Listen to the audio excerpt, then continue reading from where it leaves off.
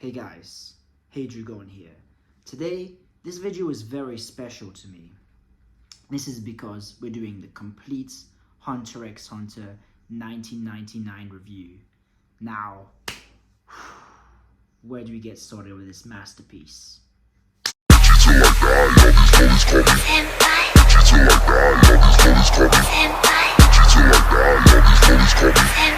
Damn, son, it's Major League Rock.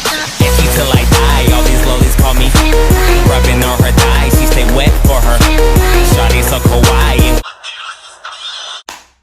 So, Hunter x Hunter 1999.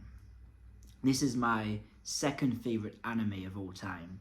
My favorite anime of all time is the Hunter x Hunter York New City OVA. So you can see they're both kind of in the same lineage. So I'm a huge fan of this anime. In fact, I'm one of the rare people that prefer this anime to the 2011 remake. And why do I love this anime so much? Well, I'm going to break it down into different subsections. I'm going to talk about Whale Islands before we get into the official Hunter exam. I'm going to talk about the Hunter exam arc. After that, I'm going to talk about the Killua retrieval Zoldyck family arc. After that, we're going to go right into Heaven's Arena. I'm going to analyze that. And then after that, we're going to talk about, when Gon and Killua come back to Whale Islands before going into York New City. And of course, we're going to do the first half of York New City. The second half, I'm going to do in a video tomorrow where I'm going to be reviewing the Hunter x Hunter OVA. I can't wait till that video tomorrow. But let's just get this thing started, right? Hunter x Hunter 99 begins showing Kite.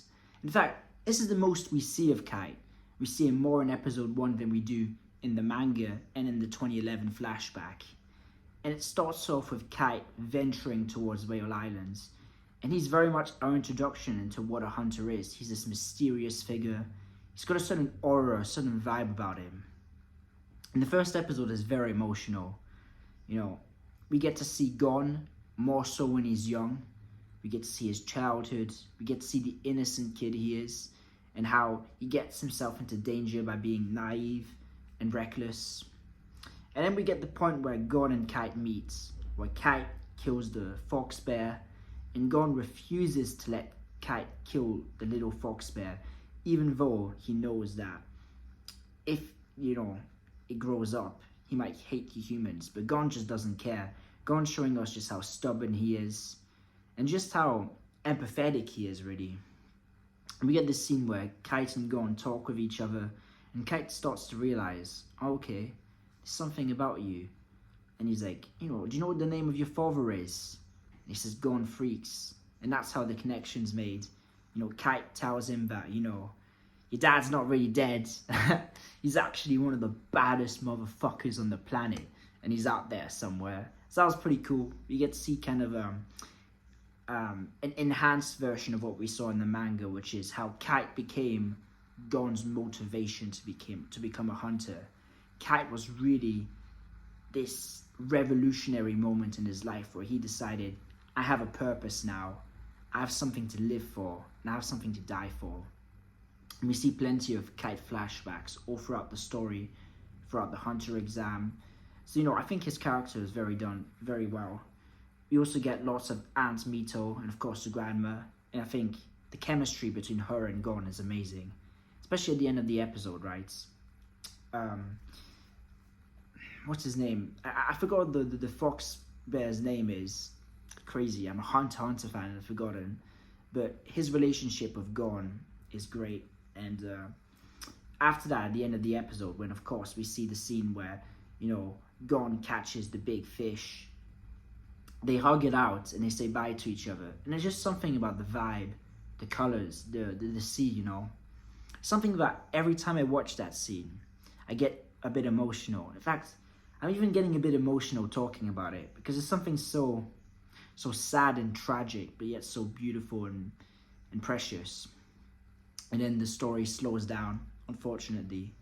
We get the second episode, which is, mainly focused on Leorio still on Whale Island. And I thought there was some good foreshadowing with Kurapika and the spider going past and his eyes, flashing red.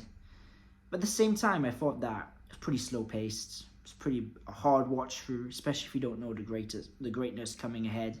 So I thought that even though the first episode was a 10 out of 10 type of episode, I thought the second one was like a 5 out of 10.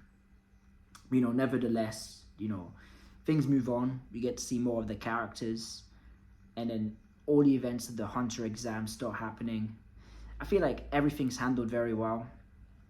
You know, there's nothing too much to talk about since it's so very similar to the manga. It's a bit slower paced than the 2011, but I think that's a good thing. 2011 sort of rushed through things.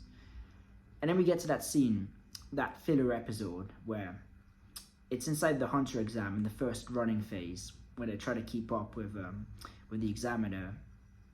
And Tompa leads them all astray. And Leorio gets caught in this trap where there's this poisonous air. I don't know exactly what you want to call it. And he gets caught in it, and he starts having flashbacks. Now, I'd already told Kurapika that he wanted to be a hunter because he wants to have access to become a doctor that can have lots of money so they can heal people for free. And we get this scene where it's Lurio's inside his mind hallucinating, and is his dead friend, the friend that he had a curable disease, and Leorio just couldn't save him because he didn't have enough money. And we see this character portrayed as a skeleton, telling Leorio, begging Leorio, join me, Leorio, you know, make up for your sins, you know, be the friend you were always supposed to be and stay with me through the hard times. And that was a very, very hard watch through. Another really emotional scene. And that really, like, for me, right, I always liked Leorio's character, but that made me, he's one of my favorites, you know. I love that scene. Then, of course, we've got the different, you know, art style of the 1999. We've got a different vibe. We've got the lack of censorship, which I loved. I love that scene where Killua ripped out, I forgot his name again, you know, but he ripped out his heart and he crushed his heart, and it wasn't censored like in 2011. And I also love lots of the relationships between Gon and Killua, because in 2011, and a bit less so in the manga, but still a bit more, you know, they kind of instantly bonded. Whilst in 1999, it was kind of a slow, you know, it's a slow pace. You know, they slowly got closer and closer to each other. You know, Killua was always kind of looking at Gon like, I need to make sure I'm better than you. And I thought that was great because they were kind of looking at each other a bit with a bit of, you know, mysticism. And it was in that one filler episode. Again, the fillers in here. Wow, guys, the filler episodes are better than apart from that episode 2, they're better than the canon episode. Like, seriously, the filler episodes in 1999 are up there with Chimera Ant's York New for me. Like, oh, it's incredible. Look, there's this assassin, right? And someone from the Zodiac family's killed her dad because her dad's been selling really, you know, addictive drugs. So someone who's, you know, obviously been a victim of it has hired them to kill her dad. She's trying to get revenge on Killua. And there's this scene where Killua knows he's bad because that's what he's been conditioned by Illumi to think. So he's got this problem with his self-esteem. And she's really pressing on Killua. And Killua refuses to defend himself. It's in that scene where Gon sticks up for Killua. And Gon doesn't judge Killua. And Gon tries to get Netero, you know, in the game where they're trying to get the ball out of Netero, he continues for Killua to let this woman get let free because Netero put that as a condition for how she can be released. Because she'd kind of, you know, just bypass things after failing the last phase. And I thought that was incredible. Because then this Killua was like, wow, someone's actually sacrificed for me. No one's ever done anything for me. And I thought that being the start of their relationship was perfect. It was so well done. After that, you know, I love Hisoka in this adaptation. Hisoka is scary. He is terrifying. You know, everything from it being uncensored to his blue hair, his pale skin. Everything about him is so intimidating. His voice actor is amazing. You know, there's so many things that Hunter x Hunter 1999 does right. And later on we get into, you know, of course, the different phases of the Hunter exam. First phase went pretty well. Second phase, no complaints. It's very well adapted. And then before we get on to the third phase, right, we get another filler arc. And in this filler arc, they're sent to a hotel between the second and third phases. And they think everything's, fine and dandy. But then afterwards, the people that are hosting them leave in an airship. And in fact, this is part of the third phase. And really, this is where we got some of the best character development in the show. Because Kurapika finds this abandoned Kurta clan ship, which had obviously gone astray. And he decides to burn it. He decides to gather everything of value and just burn it out of respect for his clan. And you get this scene where you're just looking at Kurapika's face, and there's the flames in the background, and his red eyes covered in this light.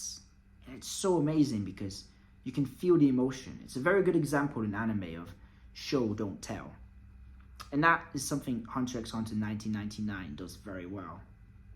Also, in this filler arc, we get to see all the applicants start to really get to know each other. We already had that a lot.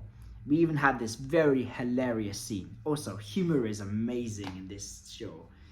We had this amazing scene when Budoro was telling them, guys, I know what the next phase is going to be. It's going to be a written exam. And they're all like, oh shit. And they're just all revising. Leorio's cheating. And all their personalities come out.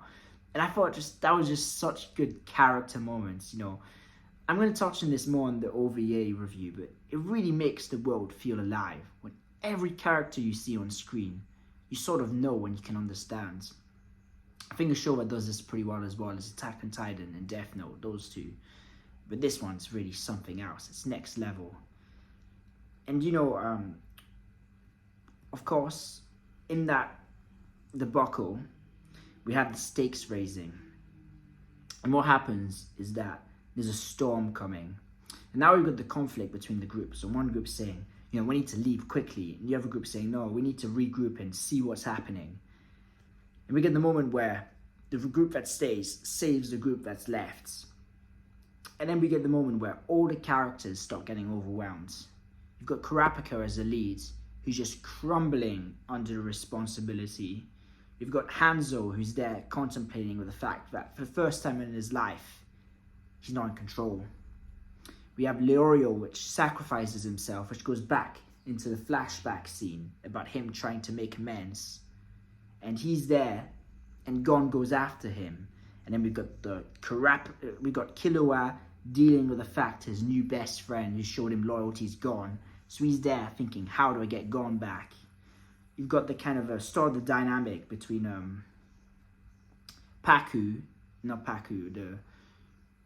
forgot the name, but the girl with the bees and the guy with the Nen, which makes arrows. You get to see their relationship forming for how they're going to be a couple later on. So I thought that was tight.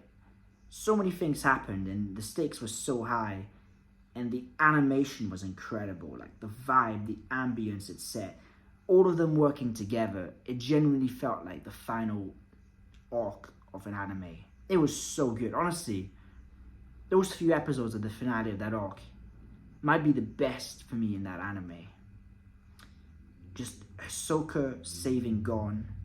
That moment when he's going past and he's doing it out of respect for Gon. Everything, the stakes, I knew what was going to happen, of course. But the stakes felt so intense. It was one of those really, really intense moments that it really got pulled off well.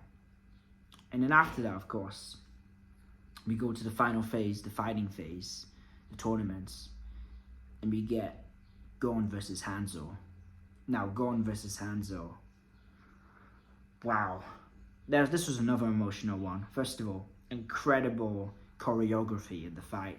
Incredible animation, incredible ambience, incredible pacing. Get those moments where Gon's there, dripping with blood, talking about, if it means dying to find Jing, then I'll die. Because if I'm not willing to do this, I'm not worthy of seeing my dad. And you get those intense moments where more than the manga or the anime, Hanzo is consistently breaking Gon down, beating him up, and you can just feel it. You can really feel it. It's almost an uncomfortable watch. It's like going on Twitter these days and seeing a video of one woman getting beat up by 5 men.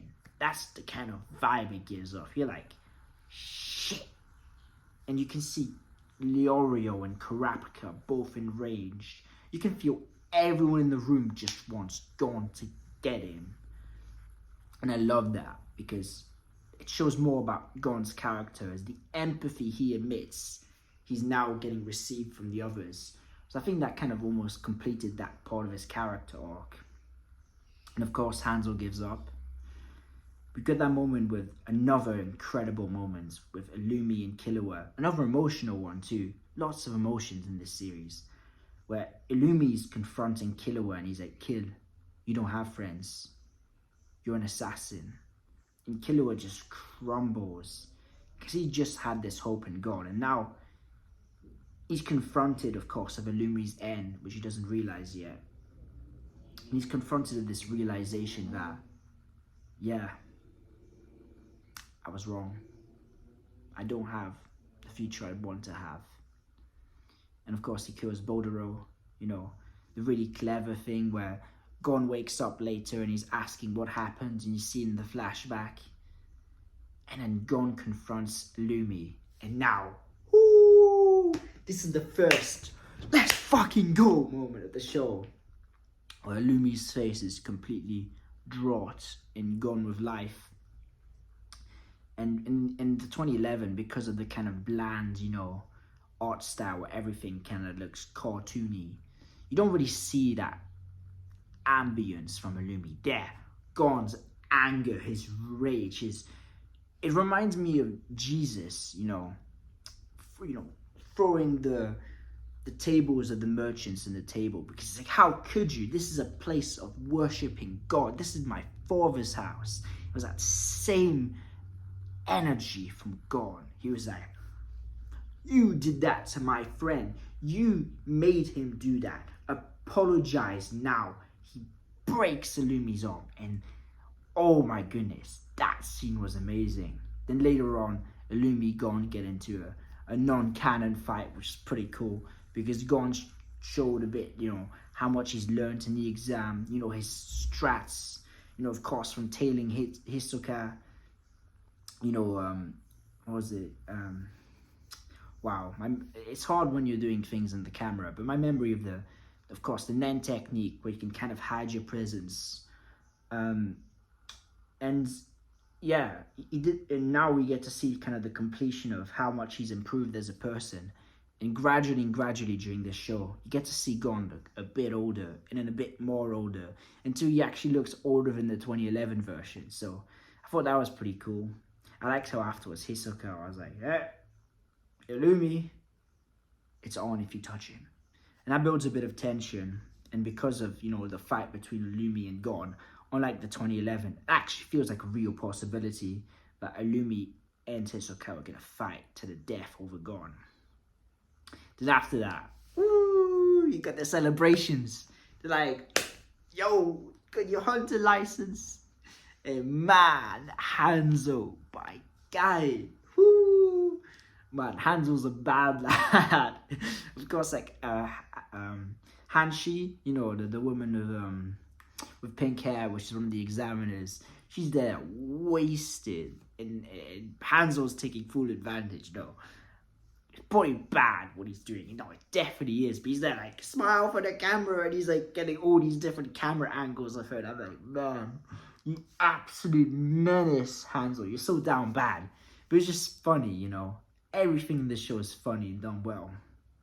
And afterwards, next arc, we've got getting Killua back. And I love how when they went on the trains, the first class, there's a lot of scenes in this where it showed the reward of the struggle. Wow, look how nice these seats in first class are. Look how easy it is to get to here to here. You know, wow, look how this is paid for. I love it because it actually meant that the hunter license means something other than just a story plot line. And it makes it feel more real too. We get to see more of the environments, the cities, the trains, you know, the landscapes. It feels very real, the world in 1999. And we get to the scene where, of course, you've got Canary, and she's there like, you guys can't get past. And Gon, like in the Hanzo fights, doesn't take that for an answer. And you've got this scene where Gon, unlike in Hanzo, isn't even trying to defend himself, because he knows that Canary's a good person, and he doesn't want to hurt Canary. There's no reason for him to hurt Canary either, like there was at Hanzo to, you know, pass the exam to see his dad. He's getting beaten up and beaten up. His face is getting bruised. He's almost got like a cancer-looking lump on his head. His eyes are closed. And she's looking at Leorio and Kurapika, and she's like, how could you let him do this? And there lurks, in the eyes, you can feel the emotions. You know, it's one of those moments that makes you think, this isn't just an anime. These are the people I wish I had in my life. These are the moments, the brotherhood, the love. It's amazing. And then afterwards, you've got you get to see a bit more of the Zodiac family estate than you did in the other adaptations. And yeah, there's not too much to say about this, since there's not too much difference in the other adaptations, other than it's fairly well done. I don't think it's quite as good as the Hunter exam, but still very good. You know, it's still for the Hunter exam in 1999, I'd probably give it 8 out of 10. World Islands, 8 out of 10, and this probably 7 out of 10. And now we get to Heaven's Arena. And man, this was amazing, you know. It was a bit controversial how they changed some things up, but I think it worked pretty well. I don't know if it's better or worse, but it's not bad, that's for sure. First of all, they get to the Heaven's Arena and they see the three brothers, which I see the Hunter exam, and that was hilarious. The fact that knowing that later on those Killua sees those 3 brothers when he retakes the Hunter exam, it's like, they're so unlucky. Every time they try to do something, there's these prodigies which keep appearing with them. And you know, of course, you meet Zushi, who feels even more like one of the bros in this adaptation, because you get more screen time with him, you get more, you know, enrichment, character developments. And Master Wing is really incredible in this, because this arc feels a lot longer than the 2011. And that's because we get a lot of scenes with Gon, Killua, Zushi, and Wing. And in this moment, they're constantly having fights. You know, there's some filler fights, of course. There's this guy who looks like Darth Maul, who's got this cool Nen ability where he can, like, cover his, like, spears with aura, and he can, like, launch them at you. So that was a cool fight of Killua. Of course, you had that first fight on the 200th floor of Gon, where, you know, he was completely outmatched. He never even, like, had a Nen fight before, and he went in and got murked. But, you know, Hisoka, after that, like, whilst Gon's training, can just sense his aura. He can sense his, I can't remember what it was, but he was like, oh, you know how to do that. You know, I was going to say, wait until the win, but you're ready. And whoo, the Hisoka Gon fights. Oh my goodness, that was crazy. The animation, the stakes, you know, it was better animated in 2011, but the choreography, when you can see the raindrops, like the sweat molecules on Gon's face, and Hisoka, you feel the tension, and at the end, Gon's barrage, where, you know, what the fuck was that referee doing? That's the most biased referee ever. What the fuck? But yeah, you know, that was great, you know. It was one of those scenes where it felt like almost like an end of Hunter x Hunter, in the sense that you get that relief, that you know, that feeling of accomplishment of, I've been on a journey when Gon meets Jin. But it almost felt a bit like that in this adaptation. because in this adaptation, Gon really struggles when Hisoka takes his badge, and he's there for a whole episode, just paralyzed on the ground, not even willing to get up. He's completely depressed. So seeing him kind of beat that demon was great. And then, of course, things get switched around. Gon has a second fight with Guido, instead of being before Hisoka afterwards. And that works well. They all get win after win after win. And I love this because, for me, I love boxing. And this felt like a boxing fight. I was like, yo, this is undefeated contender Killua. And he's getting win after win. And you can see the crowd. You see more of the crowd and the people and the environments in this adaptation. The crowd's like, yo, Killua, yo, I'm telling you, next match, he's going to unbeat it. And people are like, yo, I rate Gon. Gon's taking on all comers. And you get this thing where you almost feel like the anticipation. If this is a boxing fight, Gon and Killua would be like Floyd Mayweather and Manny Pacquiao. It's like, they need to fight. Now that Gon's given his badge to Hisoka, they don't actually have any reason to be in Heaven's Arena anymore. Because their goal was never to be floor masters. And you get this really touching moment where Wing goes to Killua. Hey, Killua, can I speak to you for a moment? Killua's like, yeah, sure. You know, he tells Killua that, you know, I can tell you're an assassin. I can tell you're brought up to be someone nasty and cruel, but you don't have to be that person. You can be the person that Gon sees you as. And it was that moment of really remark on Killua, just shock, you know. I thought that was amazing. And that leads on to character development, which happens a bit later on. And afterwards you got the bye-bye to Master Wing, when they're all at Heaven's Arena. There's this beautiful, beautiful artwork where you can see the rainbow as they're leaving Heaven's Arena. And they're both talking to Wing, and I thought, wow, this is my second favorite moment in the series. This is incredible. It was emotional. It was gut-wrenching. It was beautiful. What amazing art direction. Whoever animated that episode, oh my goodness, that is old-time classic type shit. And so they leave Heaven's Arena, and Gon decides to go back home. And we get to explore more of Whale Island, which is pretty cool. We got a bit of a sense of how big it is. We get to see Killua and Gon, you know, try to work out this jigsaw puzzle called Jing. And we get that moment where, of course, the fox bear cub, forgot his name, but, you know, Gon's friend, he's had a baby. He's had a baby cub. And these poachers come and kidnap the baby cub. And Gon and Killua need to work with each other to go and, you know, find the baby cub and see what's happened to him. And you get to see a bit the differences in their personality, the contrasts. And I thought that was really well done. And then when the baby cub is badly injured, Killua's first thought is, let's kill it. You know, let's put it out of his misery, whilst Gon's so dead set on not letting it die. And I thought that was great. With the scene of Aunt Mito when she's trying to hold Killua back and Killua scratches her and hurts her. And you get to see the dark side of Killua. And when he realizes that, he crumbles to the ground. He's ashamed. He can't look at Aunt Mito anymore. He can't look at Gon. He just wants to be gone and back in his dungeon cell getting whipped. You've got this scene where Aunt Mito, like a real mother, forgives Killua. She shows him love instead of discipline. And there's this moment where she hugs both Gon and Killua, and the camera pans out so you can see both their faces.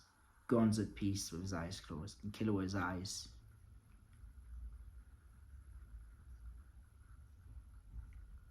Complete shock. He cannot believe he's being forgiven.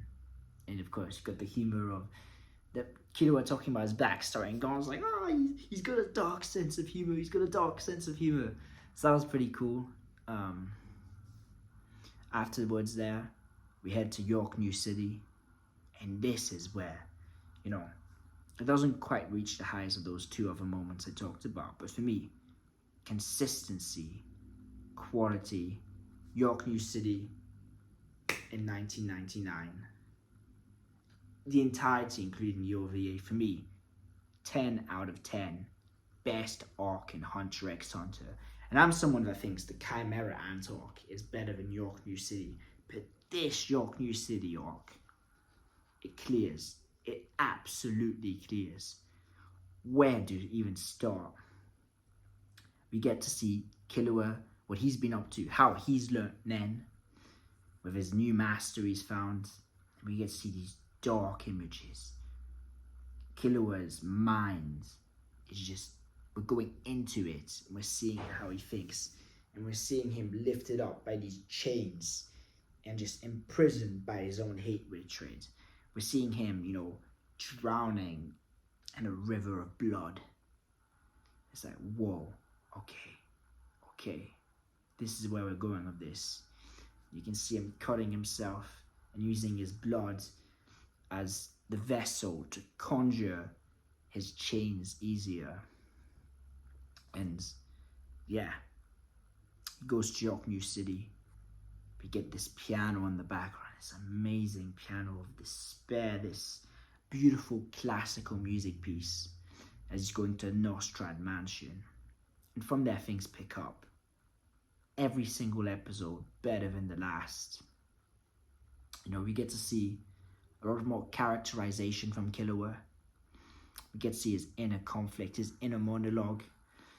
And through melody, we get to see kind of outer aspect from him. So we get both perspectives, which I thought was really cool. Then Gon and Killua went to York New. They met up with Leorio. And I thought Leorio in general in 1999 was done a lot better. There's that scene in the Zoldyck family arc where Leorio was the first person that pushed through the opening gates. It was also that, this consistently, he was the one who was doing best in the physical strength departments. You had that pre-Whale Island arc where he was this badass. And then York New, he'd shown he'd already learned some then. And after there's that scene where he beat the guy at the arm wrestling, and it was like, whoa, Leorio was next level. He had all those scenes in the car where he was making these crazy moves, showing absolute balls. Even that scene in the OVA where he was threatening the entirety of the Phantom Troop. Like, he's just there, like, telling the Phantom Troop, like, you got a problem with me, let's go. You're like, yo, Leorio was standing on business. And I love it because, all the adaptations show, the funny side of Leorio. But the manga in 99 really show the seriousness of Leorio as well. And I thought that the way the relationships of the Nostrad family were going on was very good. I thought the Phantom Troop were stellar. They were done so well. We get to see the banter, the humor. We get to see Hisoka's kind of dynamic bouncing off them. And we get lots of very eventful scenes until, of course, the auction. The woman Kurapika is there for. We see, unlike in the 2011 version and in the manga where everything happens out of nowhere, we see the Phantom Troop getting ready to go. We see them in their cars getting ready to go. And then we see them bypass the police security, which is stopping anyone from entering. And the moment they get through, we know, oh no. And of course, the chaos unfolds. The mass murder, the drama, the questioning. Who's the Judas among us? Krollo's dark demeanor, but very calculated responses. Complete logic, no emotion. He's a man who doesn't know who he is, doesn't know what he lives for. He's a man without a purpose, but he's a man with a responsibility.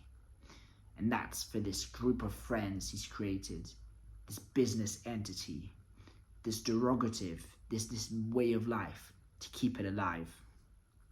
And of course, then after we get the Overgeen fight scene against the Mafia, and then against the Shadow Beasts. I thought that was pretty cool. How, the color palette was very nice. Of course, we know how that happens. And we got Kurapika capturing Uvo. I thought that the great thing about 99 in general is that all the side characters are given a lot more fleshed out developments. We learn more about their Nen abilities, we learn more about their personalities, their relationships, the history. So when Uvo starts killing the Nostrad family members, and when the Phantom Troop does, you actually feel something. Whilst in 2011, you felt stakes raising. Here, the stakes are raising, but it's like, whoa. I kind of liked him. And I thought that fight scene between Kurapika and Uvogin, wow. The art direction, the pacing, the camera angles, the tone, the dialogue.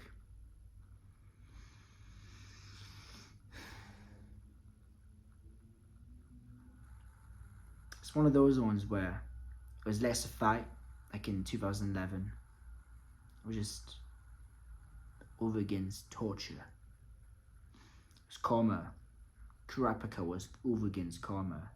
And you see this realization where Uvo was starting to realize if he gets his hands on Krollo and the rest of the troop, we're all dead.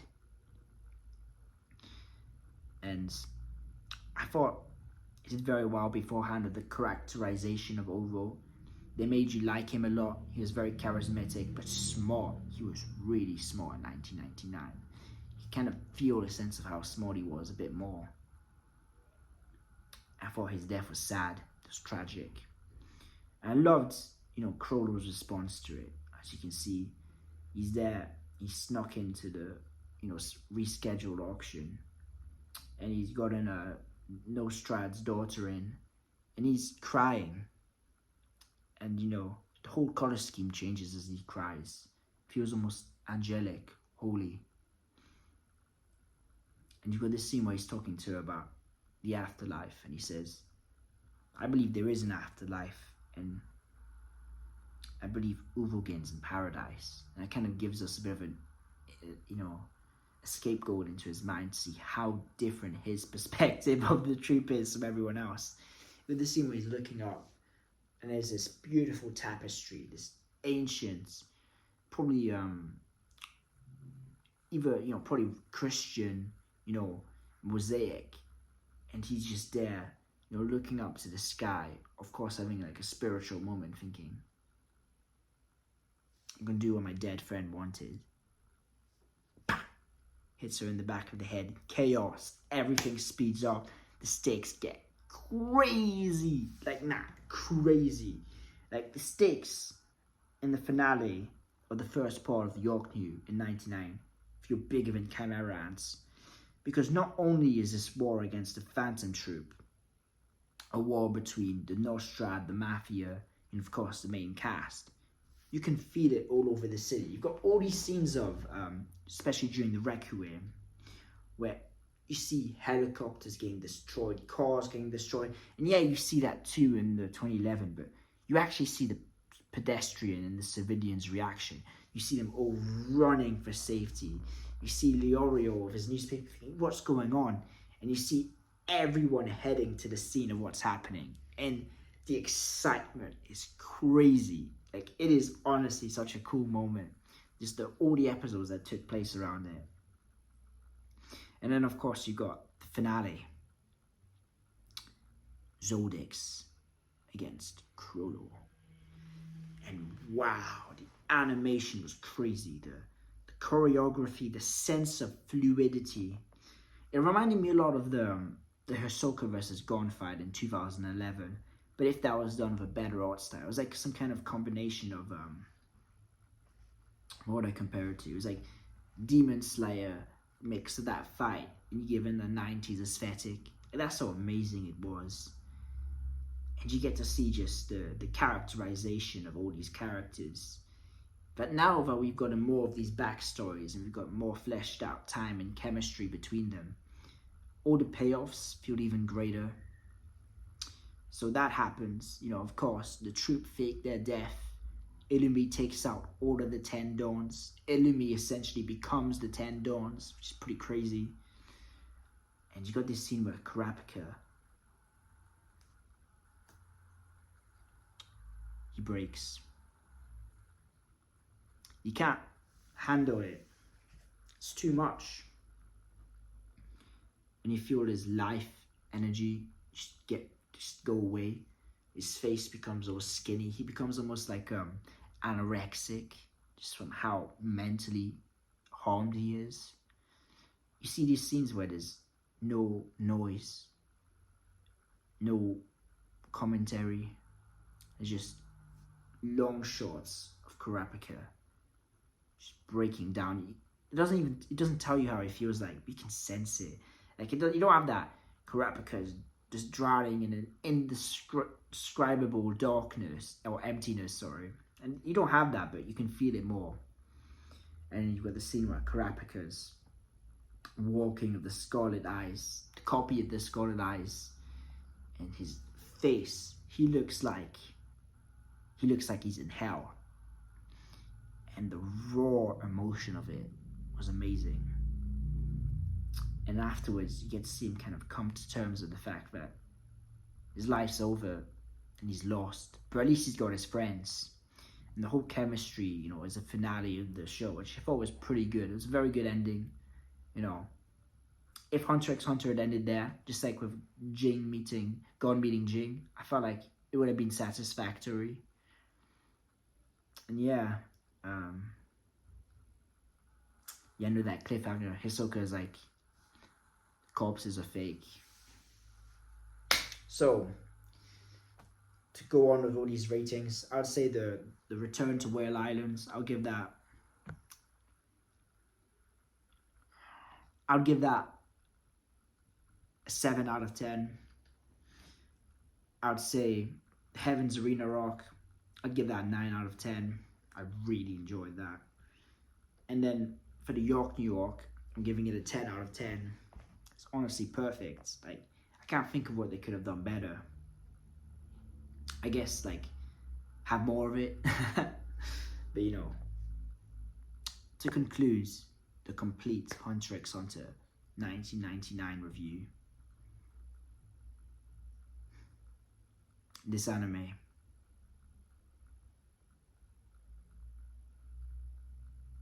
it's very dear to my heart. I'm sure it's very dear to your heart if you're watching it. If you haven't watched it, you know what to do tonight. So yeah, I love this show in general. Overall, I'm going to give it a 9 out of 10. I highly recommend. It's got my stamp of approval. And I hope that I can find some other people that love it too. And hopefully one day we can all reminisce once everyone's forgotten about it. Once, we've helped out that guy on Reddit that's remastering it.